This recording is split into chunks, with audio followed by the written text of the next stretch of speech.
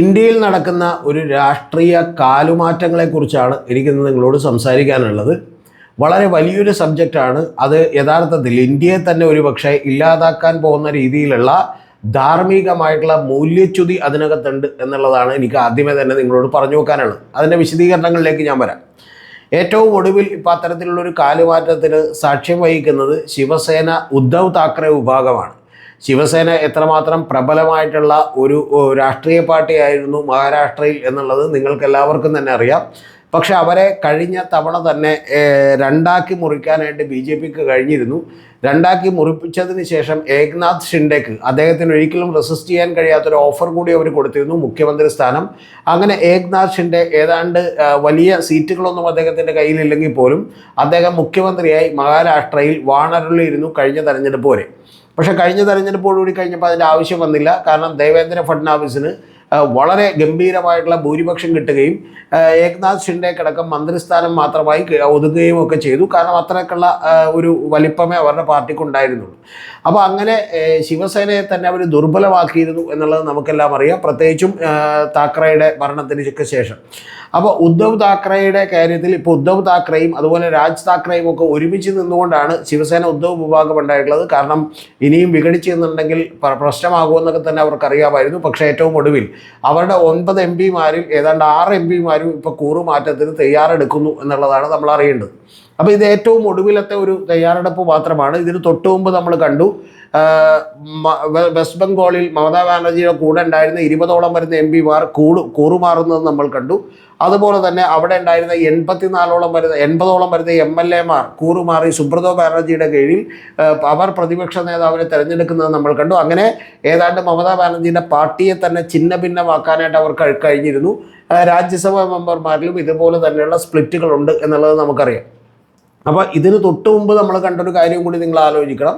അത് പഞ്ചാബിലെ ആം ആദ്മി പാർട്ടിയിൽ നിന്നും 7ഓളം വരുന്ന MP-മാർ രാഘവ് ചദ്ദയുടെയൊക്കെ നേതൃത്വത്തിൽ BJPയിലേക്ക് എത്തുന്നതാണ് നമ്മൾ കണ്ടിട്ടുള്ളത്. അപ്പോൾ ഇങ്ങനെ പോകുമ്പോൾ ഏതാണ്ട് BJP ഒരു 3/2 ഭൂരിപക്ഷത്തിലേക്ക് എത്തിയാൽ പോലും നമ്മൾ അത്ഭുതപ്പെടേണ്ടതില്ല.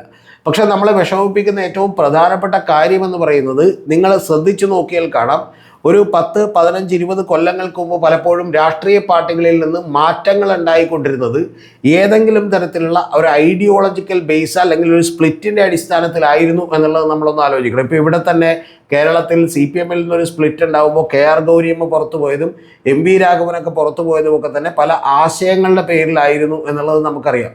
പക്ഷേ ഇപ്പോൾ യഥാർത്ഥത്തിൽ യാതൊരുവിധ ആശയവുമില്ലാത്ത ആമാശയം മാത്രമായിട്ടുള്ള ആളുകൾ അവർ ഇതിനു മുമ്പ് പറഞ്ഞതെല്ലാം തന്നെ വിഴുങ്ങിക്കൊണ്ട് വളരെ കൃത്യമായി ഒരൊറ്റ ദിവസം കൊണ്ട് തന്നെ അപ്പുറത്തെ രംഗത്തേക്ക് മാറുന്ന, അപ്പുറത്തെ സൈഡിലേക്ക് മാറുന്ന കാഴ്ചയാണ് നമ്മൾ കണ്ടുകൊണ്ടിരുന്നത്.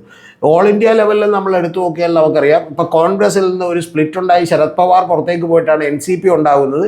അതുപോലെയുള്ള നിരവധി സ്പ്ലിറ്റുകൾക്കൊക്കെ നമ്മൾ സാക്ഷ്യം വഹിച്ചിട്ടുണ്ട്. പക്ഷേ ആ സ്പ്ലിറ്റുകളുടെ ഒന്നും അടിസ്ഥാനം ഏതെങ്കിലും ഒരു രാഷ്ട്രീയ പാർട്ടിയെ പിളർത്താൻ പണമോ അല്ലെങ്കിൽ മറ്റേതെങ്കിലും വ്യാമോഹങ്ങളോ അല്ലെങ്കിൽ ഏതെങ്കിലും തരത്തിലുള്ള കേന്ദ്ര ഏജൻസികളുടെ അന്വേഷണത്തെക്കുറിച്ചുള്ള ഭീഷണികളോ ഒന്നും ആയിരുന്നില്ല നയിച്ചത് എന്നുള്ളത് നിങ്ങൾ ആലോചിക്കണം. ഏറ്റവും ഒടുവിൽ കപിൽ സിബൽ പോലും പാർട്ടി മാറി, അദ്ദേഹം കോൺഗ്രസിൽ നിന്ന് മാറി G23-യിൽ ഉണ്ടായിരുന്നുള്ള നിരവധി ആളുകൾ വിട്ടുപോയപ്പോൾ അദ്ദേഹം സമാജ്വാദി പാർട്ടിയുടെയൊക്കെ MP-ആയി മാറിയതൊക്കെ തന്നെ നമുക്കറിയാം. പക്ഷെ അപ്പോൾ പോലും അദ്ദേഹം മറ്റൊരു രാഷ്ട്രീയ പാർട്ടിയെ കുറ്റപ്പെടുത്താനോ അല്ലെങ്കിൽ മറ്റു കാര്യങ്ങൾക്കൊന്നും തയ്യാറായിരുന്നില്ല. പക്ഷെ ഇപ്പോൾ നമ്മൾ കാണുന്നതല്ല. ഇപ്പോൾ സയോനി ഘോഷ് എന്ന് പറയുന്ന ഏറ്റവും യങ് ആയിട്ടുള്ള വളരെ വൈബ്രൻ്റ് ആയിട്ടുള്ള ഏതാണ്ട് മമതാ ബാനർജിയെ പോലെ തന്നെ ആളുകൾ, ഒരു ജൂനിയർ മമതാ ബാനർജിയെ വെസ്റ്റ് ബംഗാളിൽ കണ്ടിരുന്ന സയോനി ഘോഷ് അടക്കമുള്ള ആളുകൾ കഴിഞ്ഞ ദിവസം വരെ, അതായത് 2026-ലെ നിയമസഭാ തെരഞ്ഞെടുപ്പിൽ വരെ അവിടെ അതിരൂക്ഷമായിട്ടുള്ള പരാമർശങ്ങളാണ് മോദിക്കെതിരെയും അതുപോലെ BJPക്കെതിരെയും ഒക്കെ ഉയർത്തിയതെങ്കിൽ തൊട്ടടുത്ത ദിവസങ്ങളിൽ, ഈ കഴിഞ്ഞ ദിവസങ്ങളിൽ തന്നെ അവരുടെയൊക്കെ അഭിപ്രായങ്ങളൊക്കെ തന്നെ മാറുകയും നേരെ തിരിച്ച് കടകവിരുദ്ധമായിട്ടുള്ള അഭിപ്രായങ്ങൾ പറയുകയും അവർ BJPയൊക്കെ തന്നെ വളരെ സോഫ്റ്റായി ഹാൻഡിൽ ചെയ്യാൻ തുടങ്ങുകയും ചെയ്തിരിക്കുന്നു എന്നുള്ളതാണ് യാഥാർത്ഥ്യം. എന്ന് പറഞ്ഞാൽ ഇത്തരത്തിലുള്ള ആളുകളുടെ നമ്പർ, രാഷ്ട്രീയമായിട്ടുള്ള ഭിക്ഷാന്തേഹികളുടെ നമ്പർ ഇന്ത്യയിൽ കൂടി വരുന്നു എന്ന് പറഞ്ഞാൽ ഇന്ത്യയിൽ ധാർമ്മികമായിട്ടുള്ള മൂല്യച്യുതി രാഷ്ട്രീയത്തിൽ അങ്ങേയറ്റം ഉണ്ടാകുന്നുവെന്നാണ്. അങ്ങനെ വന്നാൽ ഒരു രാഷ്ട്രത്തിന് തന്നെ അത് വലിയ കുഴപ്പമുണ്ടാക്കാവുന്ന ഒരു കാര്യമാണ് എന്നുള്ളതാണ് ഞാൻ പറഞ്ഞു വെച്ചത്. ഇനി ഇത് സയോനി ഘോഷിൻ്റെ കാര്യത്തിൽ മാത്രമല്ല, നമുക്കറിയാം കുറച്ച് നാളുകൾക്ക് മുമ്പ് വരെ ജ്യോതിരാദിത്യ സിന്ധ്യയുടെ കാര്യത്തിൽ ഇതുപോലെ തന്നെ ഒരു മാറ്റമുണ്ടായി എന്നുള്ളത് നിങ്ങൾ കാണണം. അപ്പോൾ ജ്യോതിരാദിത്യ സിന്ധ്യയുടെ കാര്യത്തിൽ ഇതുപോലെ മാറ്റമുണ്ടായപ്പോൾ അദ്ദേഹം ഒരൊറ്റ ദിവസങ്ങൾ കൊണ്ട് പറഞ്ഞതെല്ലാം തന്നെ മാറ്റി പറയുകയും നേരെ തിരിച്ചു പറയുകയൊക്കെ ചെയ്തു. ഏറ്റവും ഒടുവിൽ നമുക്കറിയാം രാഘവ് ചദ്ദയാണ്. അദ്ദേഹം വലിയ വിമർശനങ്ങൾ ഇൻസ്റ്റാഗ്രാമിലൂടെയൊക്കെ ഉണ്ടായി മോദിക്കെതിരെ പറഞ്ഞുകൊണ്ടിരുന്ന ഒരാളാണ്. പക്ഷെ തൊട്ടടുത്ത ദിവസം അദ്ദേഹം മോദിക്കെതിരെ തന്നെ വളരെ നല്ല വാക്കുകൾ പറയുകയും അതേ ചീത്തയൊക്കെ തന്നെ അരവിന്ദ് കെജ്രിവാളിനെ വിളിക്കുകയും ഒക്കെ ചെയ്യുന്നത് നമ്മൾ കണ്ടു. അപ്പോൾ ഇത്തരത്തിൽ യൂസഫ് പത്താനെ പോലെയുള്ള ആളുകൾ, യൂസഫ് പത്താൻ നിങ്ങളൊന്ന് അറിയണം, ഗുജറാത്തുകാരനാണ്. വെസ്റ്റ് ബംഗാളിൽ കൊണ്ടുവന്ന് മമതാ ബാനർജി MP ആക്കിയതാണ്. അദ്ദേഹം ക്രിക്കറ്ററാണ്. അദ്ദേഹവും അടക്കം മാറിയിരിക്കുന്നു എന്നുള്ളതാണ്. പിന്നെ നമുക്കറിയാലോ, നേരത്തെ തന്നെ മഹാരാഷ്ട്രയിലുണ്ടായിരുന്ന നേരത്തെ ചീഫ് മിനിസ്റ്റർ ആയിരുന്ന അശോക് ചവാൻ ഇതുപോലെ മാറിയിട്ടുണ്ട്. പിന്നെ ഇതൊന്നുമല്ലാതെ നിങ്ങൾ അറിയേണ്ടത് നിരവധി ആളുകൾ, ഇപ്പോൾ സുബ്രതോ ബാനർജി, അദ്ദേഹം തന്നെ യഥാർത്ഥത്തിൽ CPM ഉണ്ടായിരുന്ന ഒരാളാണ്. ആപ്പിൾ ഫോണും ഈ പറയുന്ന പോലെ മോണ്ട് ബ്ലാക്കിൻ്റെ പെന്നും ഒക്കെ ഉപയോഗിച്ചതുകൊണ്ട് അദ്ദേഹത്തെ CPM ആർഭാടകരമായ ജീവിതം നയിച്ചു എന്ന് പറഞ്ഞ് CPM പിടിച്ച് പുറത്താക്കിയ ഒരാളാണ്. മമതാ ബാനർജി അഭയം കൊടുത്ത ഒരാളാണ്. പിന്നീട് അദ്ദേഹം ഇപ്പോൾ എന്ത് ചെയ്തിരിക്കുന്നു, ബംഗാളിലെ പ്രതിപക്ഷ നേതാവായി മാറിയിരിക്കുന്നു എന്നുള്ളത് നമ്മൾ അറിയണം.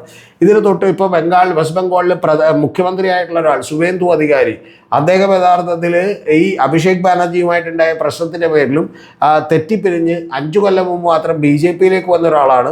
അതുപോലെ തന്നെ അസം മുഖ്യമന്ത്രിയായിട്ടുള്ള ഹിമന്ത ബിശ്വ ശർമ്മ, അദ്ദേഹം രാഹുൽ ഗാന്ധിയെ കാണാൻ പോയപ്പോഴൊന്നും മര്യാദക്ക് പെരുമാറിയില്ലെന്നും അതുപോലെ കോൺഗ്രസുമായിട്ടുള്ള തർക്കത്തിനിടക്ക് അദ്ദേഹം വിട്ട് BJPയിലേക്ക് വന്ന ഒരാളാണ്. എന്ന് പറഞ്ഞാൽ അവരൊക്കെ തന്നെ ഇപ്പോൾ അതിനിശിതമായ വിമർശനം കോൺഗ്രസിനെതിരെ ചൊരിയുകയും പകരം നിങ്ങൾ അറിയേണ്ടത് നേരത്തെ ഉണ്ടായിരുന്ന രാഷ്ട്രീയ പാർട്ടികൾക്കെതിരെ വളരെ മോശപ്പെട്ട രീതിയിലുള്ള പ്രതികരണങ്ങൾ നടത്തുകയും കൂടാതെ അവരൊക്കെ തന്നെ BJPയുടെ വലിയ സ്തുതിപാഠകരായി മാറിയിരിക്കുന്നു എന്നുള്ളതൊക്കെ യാഥാർത്ഥ്യമാണ്. എന്ന് പറഞ്ഞാൽ നേരത്തേക്ക് ഇന്ത്യൻ രാഷ്ട്രീയങ്ങളിൽ പലപ്പോഴും സ്പ്ലിറ്റ് ഉണ്ടാകുമ്പോൾ അതിന് ഏതെങ്കിലും തരത്തിലുള്ള ഒരു ആശയപരമായിട്ടുള്ള പ്രതിബദ്ധതയോ അല്ലെങ്കിൽ ആശയപരമായിട്ടുള്ള അകൽച്ചയോ ഉണ്ടാകുമായിരുന്നെങ്കിൽ ഇത്തരത്തിലുള്ള ആശയപരമായിട്ടുള്ള ഒരു കാര്യവും ഉണ്ടാകാത്ത രീതിയിലേക്ക് രാഷ്ട്രീയം മാറിക്കൊണ്ടിരിക്കുന്നു എന്നുള്ളതാണ് എൻ്റെ ഭയമെന്ന് പറയുന്നത്. അടുത്ത 5 കൊല്ലങ്ങൾ കൊണ്ട് കേരളത്തിലും ഇത്തരത്തിലുള്ള ഒരു ഇടത്തരം നേതാക്കന്മാരുടെ ഇടക്ക് ഇത്തരത്തിൽ രാഷ്ട്രീയ പാർട്ടികൾ മാറാനുള്ളൊരു ടെംപ്റ്റേഷൻ ഉണ്ടാകും, പ്രേരണ ഉണ്ടാകും എന്നുള്ളതാണ് ഞാൻ വിചാരിക്കുന്നത്. അങ്ങനെ വലിയ രീതിയിലുള്ള മാറ്റം BJPയിലേക്ക് ഉണ്ടായാൽ BJP അതിവേഗം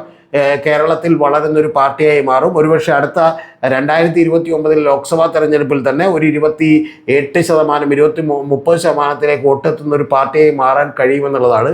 അതിൻ്റെ ചില സിംറ്റംസൊക്കെ കേരളത്തിലും കണ്ടു തുടങ്ങിയിട്ടുണ്ട്. കാരണം CC മുകുന്ദൻ എന്ന് പറയുന്ന ഒരു CPI നേതാവ് തന്നെ അദ്ദേഹത്തിന് MLA സീറ്റ് മത്സരിക്കാൻ വേണ്ടി സീറ്റ് കൊടുക്കില്ല എന്ന് കേരളത്തിൽ തൃശ്ശൂരിൽ മനസ്സിലായപ്പോൾ അദ്ദേഹം ഉടനെ തന്നെ കോൺഗ്രസിനെ സമീപിക്കുകയും പിന്നെ കോൺഗ്രസ് അദ്ദേഹത്തിന് സീറ്റ് കൊടുക്കാതിരിക്കുകയും ചെയ്തപ്പോൾ അദ്ദേഹം ഒറ്റയടിക്ക് BJPയുടെ സ്ഥാനാർത്ഥിയായി മാറുകയും ചെയ്യുന്ന ഒരു കാഴ്ച നമ്മൾ കണ്ടു.